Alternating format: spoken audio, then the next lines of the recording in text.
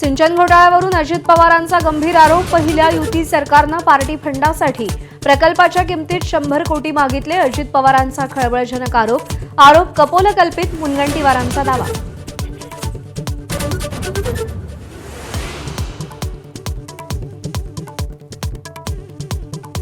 अजित पवारांनी केलेले घोटाळ्याचे आरोप 100% खरे। तत्कालीन मुख्य अभियंते विजय पांढरेंचा दावा। तर अजित पवारांनी अनेक घोटाळे केल्यामुळे अधिकाऱ्यांचं नाव घेतलं नाही। पांढरेंचं वक्तव्य।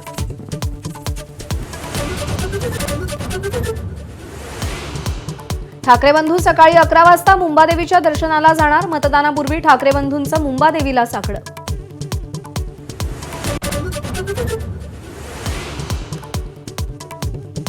डोंबिवलीतील भाजप शिवसेना राडा प्रकरणी शिवसेनेचे उमेदवार नितीन पाटील आणि रवी पाटील यांना अटक।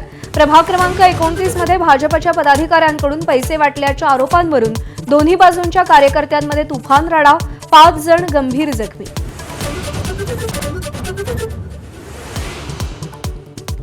वसईमध्ये पैसे वाटप करणाऱ्यांना बहुजन विकास आघाडी आणि मनसेच्या कार्यकर्त्यांनी रंगेहात पकडलं। तर पनवेल महानगरपालिका प्रभाग 17 मध्ये भाजप कार्यकर्त्यांना पैसे वाटप करताना मनसे कार्यकर्त्यांनी पकडलं। पोलिसात तक्रार दाखल।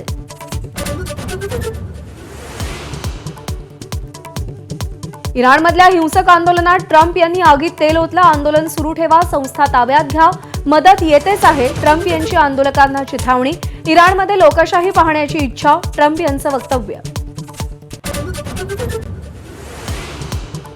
भारत आणि न्यूझीलंड यांच्यातला दुसरा एकदिवसीय सामना आज राजकोटमध्ये। भारताला मालिकेत विजयी आघाडी घेण्याची संधी।